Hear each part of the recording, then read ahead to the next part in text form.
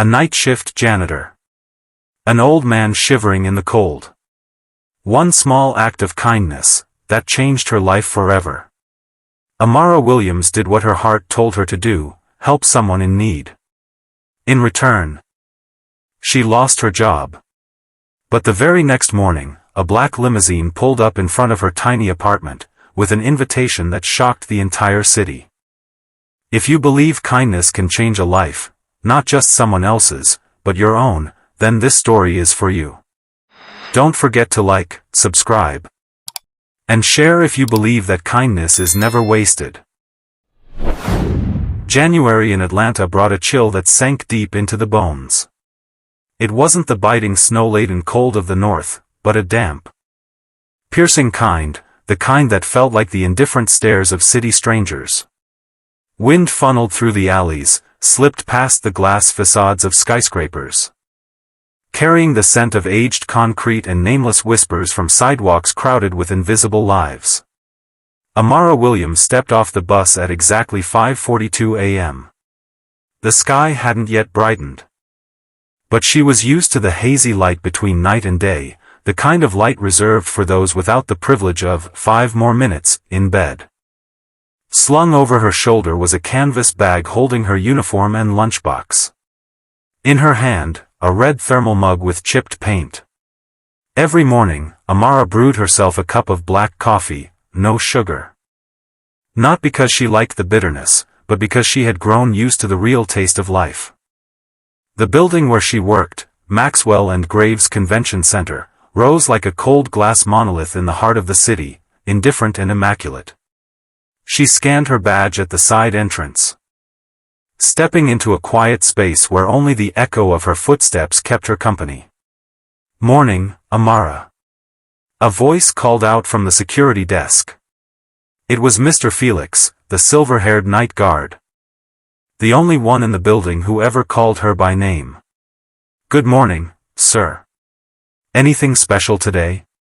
"Calendars packed. The big shots are rolling in this afternoon."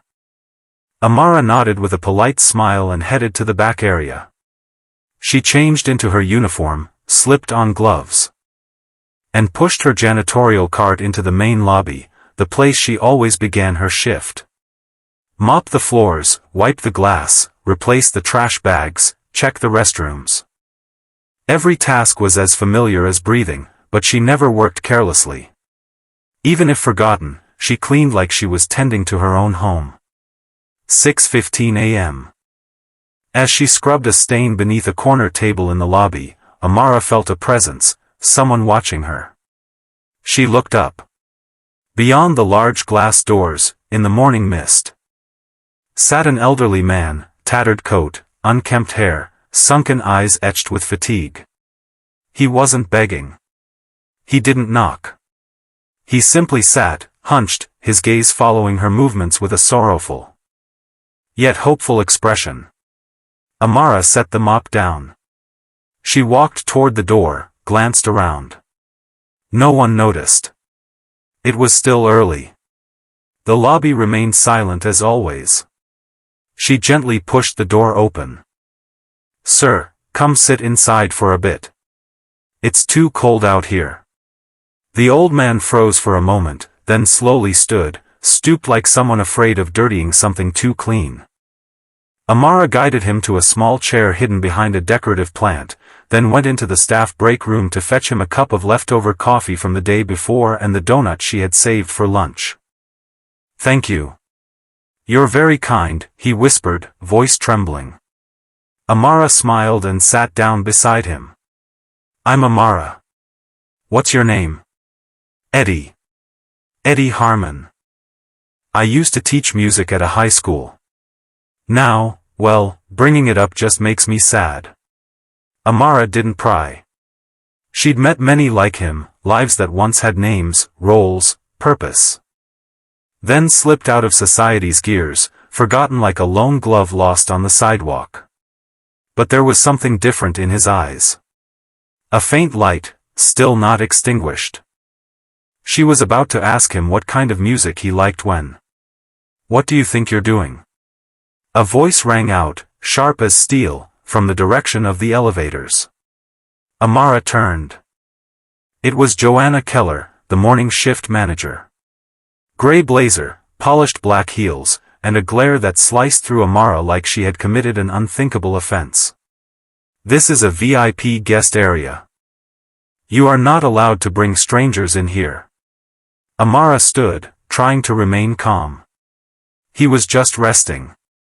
It's freezing outside, and there's no one here yet. I don't care. There are rules. I didn't hire you to bring the streets in here. Pack your things and go to HR. Now." Eddie immediately stood, trying to apologize, but Amara gently placed a hand on his shoulder. "It's okay, sir." She didn't argue. Didn't defend herself. Just bowed her head slightly toward Mr. Eddie and quietly pushed her cart back to the HR office. As the elevator doors closed, she didn't see the old man sink back into the chair, eyes fixed on her silhouette, chest tightening like a note cut off mid-song. The HR office was tucked away on the third floor. At the end of a long, silent hallway, where the fluorescent lights always gave off a sickly blue glow, like the skin of dreams slowly fading away. Amara sat on a plastic chair, hands clasped in her lap. She had sat here once before, 2 years ago, when she first applied for the job. Back then, she wore a cheap white blouse, her hair neatly tied back. And her eyes locked with the hiring managers, carrying a clear hope, "I just need a chance. I won't let anyone down." And she hadn't let anyone down, until today. The office door swung open. Joanna stepped out and nodded slightly at the HR staff already waiting inside. Not a single glance at Amara. As if she were a system error, nothing more. "You may come in." Inside sat a young man named Greg, a newly hired administrative employee. He still looked uncomfortable behind the pile of folders on his desk, but his voice was trained, professional. "Miss Amara, we regret to inform you that your actions this morning constitute a serious violation of the security protocols at the center. Allowing an unauthorized individual into the guest area without permission is grounds for immediate termination under Section 5.2 of your employment agreement." Amara didn't argue. She only asked one quiet question, like a breeze skimming over a still lake. "Can I still collect this week's wages?" Greg looked down at the documents and nodded. "We'll ensure you're paid in full. And, thank you for your hard work during your time here." Amara smiled. It was a smile without bitterness or demand. Just the last thing left when even anger had been taken from her. She signed the paper, accepted the thin envelope with her week's pay, and left the office carrying her worn fabric bag and the mop she'd used since her first day. She returned all her belongings. Then paused before the building's large glass doors, the same ones she had opened that morning to welcome a stranger inside with the simplest form of kindness. The price of kindness, it turned out, was a job. By noon, the sun had begun breaking through the gray clouds, casting Amara's shadow across the empty pavement. She walked toward the bus stop. But when she saw the crowd of weary-eyed commuters and the tired shuffle of their feet, she quietly turned in the opposite direction. She didn't want to go home. Not yet. Amara lived in a low-income neighborhood on the southern edge of the city, where every window was locked tight and every conversation whispered behind drawn curtains. She shared the apartment with her mother, Celeste, a former nurse now bedridden after a severe stroke. Medical bills, living expenses, everything had weighed on Amara's shoulders for the past 4 years. She couldn't afford to lose this job. But she already had. She wandered into a small park. Its wooden benches worn and its oak trees stripped bare by winter. She sat down and opened the envelope. The money inside was meager, barely enough to last another week or to cover her mother's medication due tomorrow. But not both. She pulled out her phone and opened a job search app. Listings appeared. Night janitor needed, prior experience required. Office cleaner wanted, no applicants with prior termination due to policy violations. She closed the app and put her phone away. In her mind, the image of Mr. Eddy returned, his grateful eyes as he accepted the warm coffee, his trembling hands still dignified, like an old professor clinging to forgotten rituals. A small part of her wanted to blame him. Why did he have to be there today? Why did I open that door? But a larger part, quieter, kinder, whispered. Because it was the right thing to do. And Amara had always believed that even if the world didn't reward goodness, kindness still deserved a place. Even if it was the only light in the dark. By twilight, she returned to the small apartment, 2 rooms, a kitchen, and a hospital bed set up in the living room. Her mother was asleep. Amara changed her bandages, checked her medications. Then sat beside her and gently held her hand. "Mama. I lost my job today." No response. But Amara kept speaking, as if to herself. "I didn't do anything wrong. I just did what I believed was right." That night, she stayed up, rewriting her resume. Every word felt like a hammer to the heart. But still, she wrote, because tomorrow would come. And she had no right to give up. The next morning, Atlanta was still bitterly cold. No rain, but the wind blew in sharp bursts, sneaking through the chipped window frame of Amara's small apartment. She hadn't slept much. Dark circles framed her eyes, but her expression remained as steady as ever. She made a bit of coffee for her mother, tucked the blanket back around her. Then sat at the dining table, scrolling through job listings on her phone. Nothing new. Nothing different. She sighed and was about to shut the screen when her phone buzzed. An unknown number. Area code unfamiliar. She hesitated for a few seconds before answering. "Hello, may I speak with Ms. Amara Williams?" A man's voice, precise, calm, but with an inexplicable pull. Like the way a university professor speaks before a lecture, or someone who's just stepped out of a room filled with leather-bound books and polished oak. "This is Amara." "Who's calling, please?" "I'm the executive assistant to Mr. Edward Harmon. He would like to meet with you this morning, if you're available. The location is the rooftop of the Grand Bellevue Hotel. 10 o'clock sharp." Edward Harmon. Amara froze. "I'm sorry, what did you say?" "Eddie? The elderly man from yesterday?" "Yes. He said if you come, he'll explain everything." She thought she misheard. "Mr. Eddie, the homeless man she invited in to warm up? The one who was scolded and kicked out right in front of her? He was Edward Harmon."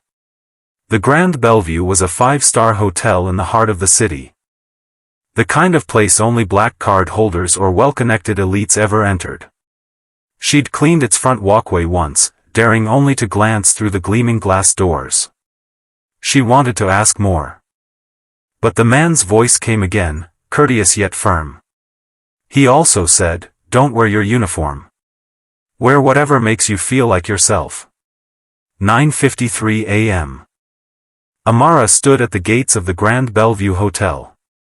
She wore a simple cream sweater, dark blue jeans, and low-heeled shoes. Her hair was neatly brushed. In her hand was a small bag with her wallet, phone, and lip balm. As she stepped into the lobby, a man in a gray suit was already waiting. "Ms. Amara Williams?" She nodded. "I'm Nathan, Mr. Harmon's assistant. Please follow me."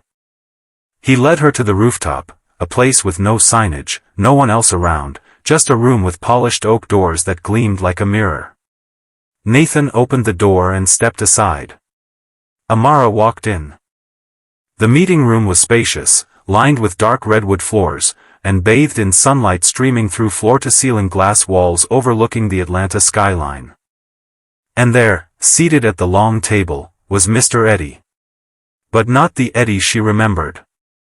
No torn coat, no tangled hair.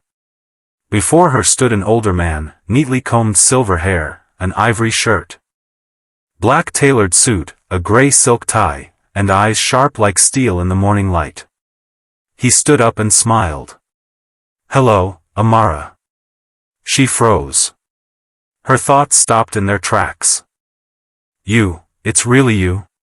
I don't understand."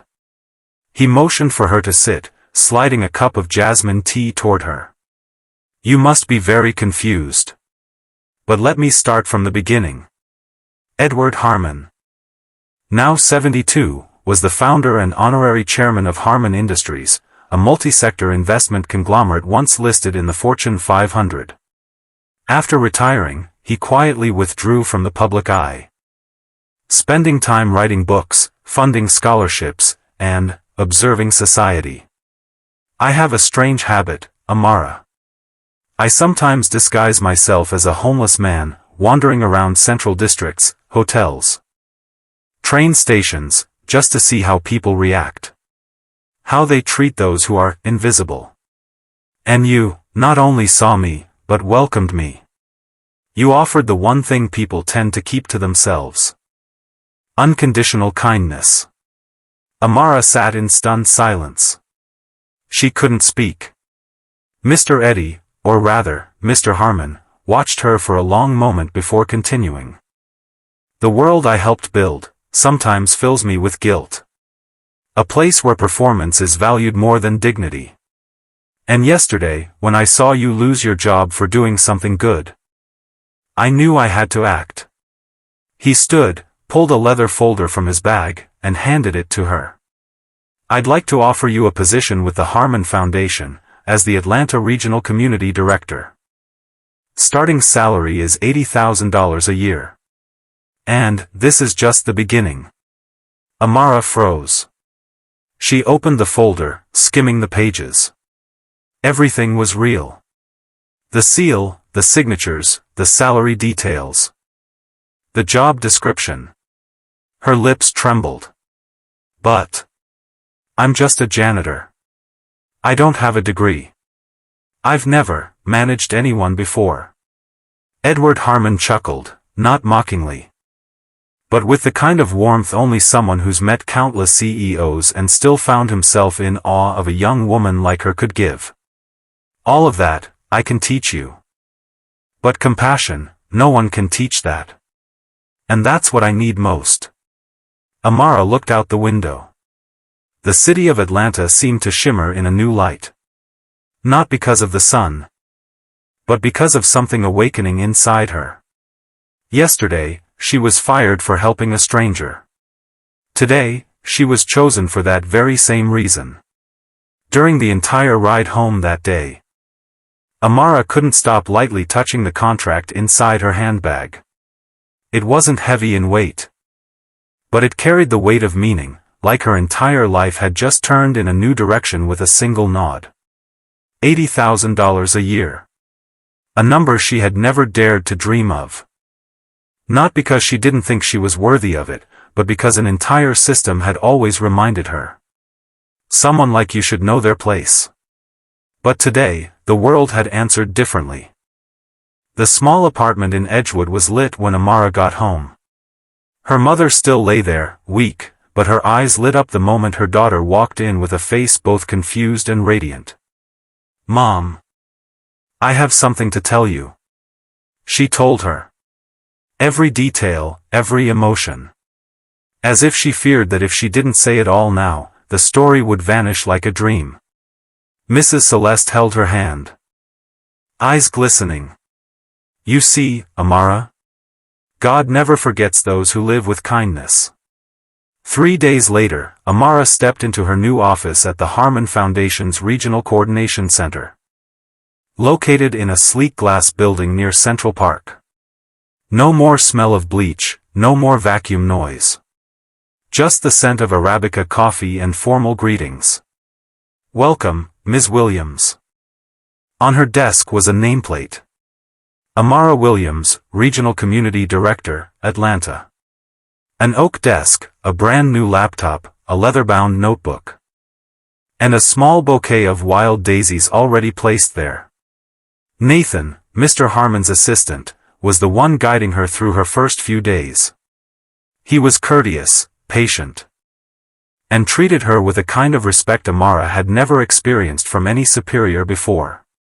Mr. Harmon chose you because you represent what this organization is lacking. Compassion? She joked half seriously. Nathan smiled faintly. No.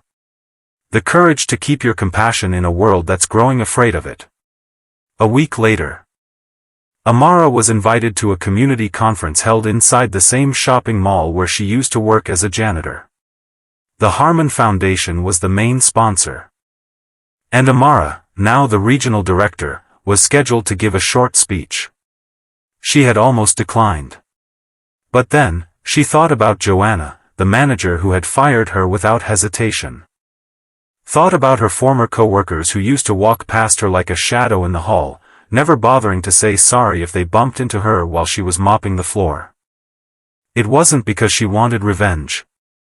It was because she wanted them to remember her, as someone kind, who never bowed her head. Event day. Amara walked into the lobby in a soft cream suit. Her hair neatly tied back, her expression calm. What was once Amara the janitor's domain was now a space where she moved with confidence among people in designer clothes. Shaking hands with the mayor and major sponsors. And then Joanna appeared. Still wearing her tidy office outfit, but her face stiffened the moment she saw Amara standing on stage. Her name introduced with full honors. Please welcome Ms. Amara Williams, Regional Representative of the Harmon Foundation, our largest funding partner this year. Joanna's eyes widened. A former co-worker nudged her, whispering, "That's her, that's Amara. Can you believe it?" Joanna tried to smile. But her lips stiffened. She remembered Amara's eyes that day walking out of HR, no anger, but unwavering resolve. Now, those same eyes looked down at her from the podium, not accusingly. Just as a living proof of one truth. Amara had risen, through the very thing they once saw as weakness. After the ceremony, Amara walked around the event space, shaking hands, making conversation. Then she spotted a woman wiping a table nearby, wearing the exact same uniform Amara used to wear. She walked over and smiled warmly. "How are you? I used to work here." The woman looked surprised. Then asked, "You worked here?" Amara nodded. Then she pulled out a business card and handed it over. "If you or someone you know is looking for a job, send a resume to this address. I'm hiring for a new community program. We need people who know how to care and understand others." The woman took the card, a bit bewildered, but her eyes welled with emotion. "Thank you. I've never met anyone like you. In that position, and still." Amara smiled. "I'm still me. A title doesn't make you kinder, or less kind."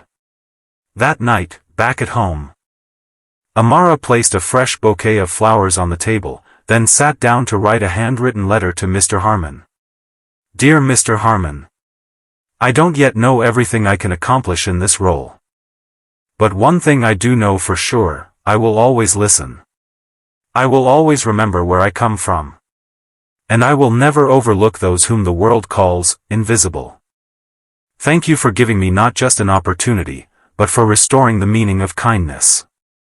Sincerely, Amara Williams." And people had begun to talk about Amara. But not as a janitor who once got fired. They spoke of her as a new symbol of compassion, resilience, and a simple truth. Kindness is not a sign of weakness. It is a rare strength. Powerful enough to change the world. April in Atlanta brought a different kind of sunlight. The kind that felt new, forgiving, as though the sky itself had been rinsed clean after months of rain. The city breathed easier. So did Amara. She sat at her desk at the Harmon Foundation, finalizing her proposal for the new initiative. Project Seedling, a program focused on job training for the homeless and marginalized immigrants. The office was quiet, save for the soft hum of the ceiling fan. A stack of mail sat waiting to be sorted. Among the envelopes, one stood out.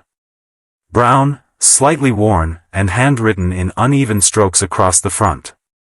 To Amara Williams. Inside was a photograph.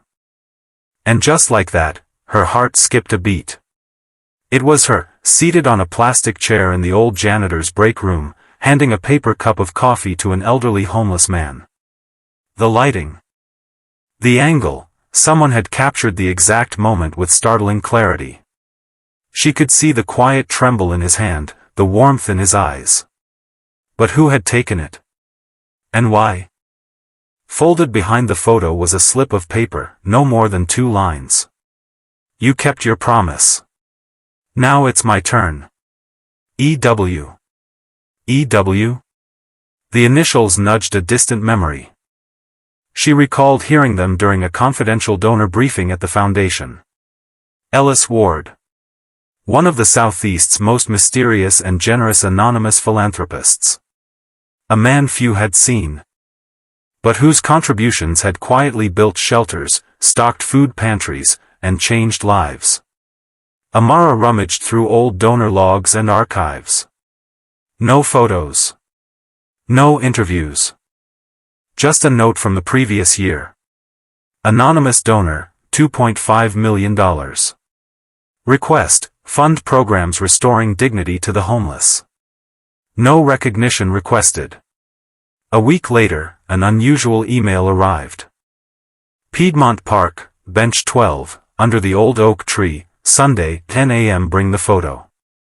Amara showed up, wrapped in a modest trench coat. The breeze was sharp that morning, but the sun was kind.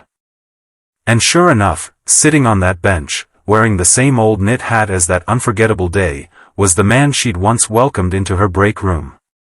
He looked up, smiled. His posture was straighter. His eyes clearer. I remember you, she said gently. He nodded, lips parting into a quiet smile.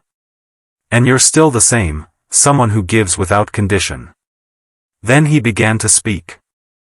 His name was Ellis Ward, once co-founder of the Horizon Trust, one of the most influential charitable networks in the country.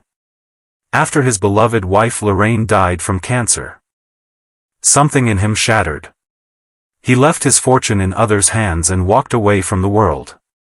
He wandered through cities, faceless, aimless, swallowed by grief. For 7 years, he said softly. I punished myself. But the day you offered me a warm drink and a warm word, was the first day I felt human again. 2 months later, headlines swept across national news outlets. Ellis Ward reveals identity, donates entire $60 million estate to launch new charitable foundation. The foundation would be named after his late wife, the Lorraine Ward Trust. The director? None other than Amara Williams. The ending. 1 year later, a new building stood proudly in downtown Atlanta. The Haven, by Lorraine. It was Amara's vision, from blueprint to ribbon cutting. A center where people like Ellis Ward, forgotten, broken, invisible, could find shelter, learn trades, receive medical care, and be called by their names, not their conditions.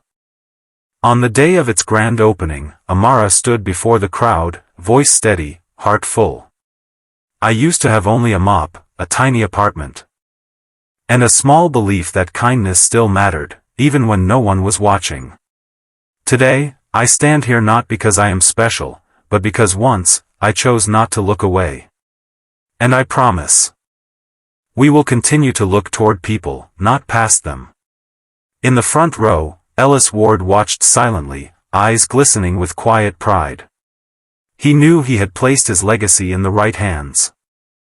A few months later, Time magazine listed Amara Williams among their top 100 most inspiring people, writing, from janitor fired for compassion to the face of a foundation changing thousands of lives, Amara didn't just clean floors. She cleansed the way the world sees humanity.